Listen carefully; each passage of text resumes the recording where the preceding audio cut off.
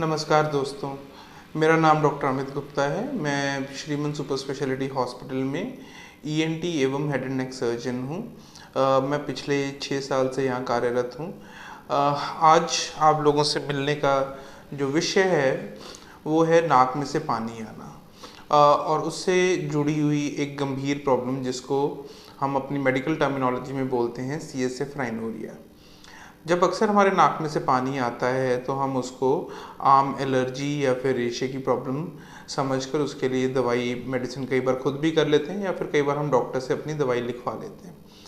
परंतु कई बार ये जो पानी आ रहा है ये एक गंभीर समस्या जिसको CSF राइनोरिया कहते हैं उसका भी लक्षण हो सकता है। तो हमारा जो दिमाग होता है और हमारा नाक होता है उसके बीच में बहुत ही एक पतली सी हड्डी की परत होती है जिसको बोलते हैं क्रिब्रिफॉर्म प्लेट। ये जो हड्डी होती है ये हमारे दिमाग को हमारे नाक से जो है अलग करती है। हमारे दिमाग के आसपास 3 बहुत पतली लेयर्स होती हैं जिनको मेनिंजेस बोलते हैं और इनके बीच में पानी होता है जिसको सेरेब्रोस्पाइनल फ्लूइड या CSF बोला जाता है। अगर किसी वजह से ये दिमाग का जो रास्ता है वो नाक के अंदर जो आपकी नाक और दिमाग के बीच वाली हड्डी है उसके बीच में कोई परफोरेशन हो जाए या कोई छेद हो जाए तो ये पानी जो है वो नाक के रास्ते लीक हो सकता है। आमतौर पर जो पेशेंट आते हैं उनको जो मुख्य लक्षण होते हैं वो होते हैं कि नाक में से अपने आप से पानी आना शुरू हो जाता है। ख़ास तौर पर जब वो आगे को झुकते हैं तो उस समय नाक में से टप टप टप साफ पानी जो है वो निकलता है। उसी प्रकार इसमें नाक के साथ संबंधित और जो सिम्टम्स होते हैं वो आमतौर पर पेशेंट्स को नहीं होते हैं। ना ही पेशेंट्स को ज़ुकाम होता है, ना ही पेशेंट को छींकें आ रही होती हैं, ना ही पेशेंट का नाक बंद होता है। सिर्फ उनको जो है नाक में से पानी आने की संभावना जो प्रॉब्लम है वो होती है।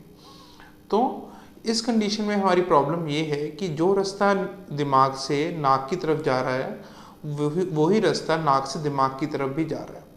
तो इस वजह से जो नाक के अंदर आम तौर पर ही हमें इन्फेक्शंस हो जाती हैं, जैसे कि आपका कोल्ड हो जाता है, आपको कफ हो जाता है, तो वो इन्फेक्शंस जो हैं वो ऊपर आपके दिमाग की तरफ जा सकती हैं जिस वजह से हमें दिमागी बुखार या मेनिंजाइटिस हो सकता है और ये एक सीरियस कंडीशन हो सकती है।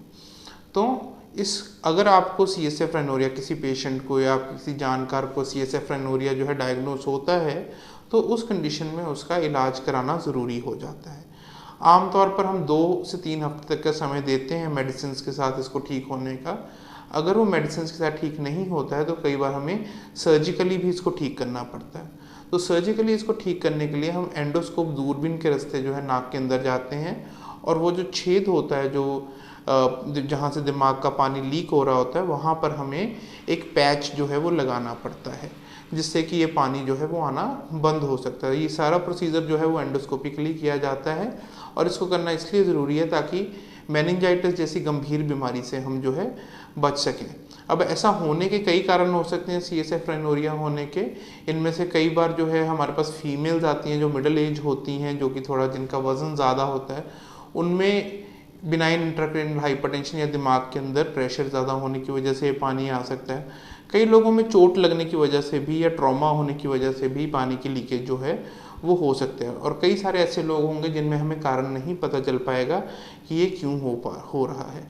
पर ये क्यों किसी भी कारण से हो रहा हो इसको रोकना ज़रूरी है, नहीं तो पेशेंट को आगे चल के गंभीर समस्या का सामना करना पड़ सकता है। तो मुख्य रूप से आज जो मेरा कहने का मकसद है वो ये है कि नाक में से पानी आना एक आम प्रॉब्लम है, पर ये पानी जो आ रहा है ये कई बार जो है किसी गंभीर समस्या का भी की वजह से भी आ रहा हो सकता है। तो इसको अगर आपके नाक में से पानी आता है और वो अपने आप ठीक नहीं हो रहा है तो ज़रूर अपने डॉक्टर से मिलिए ताकि समय रहते किसी गंभीर समस्या से बचा जा सके।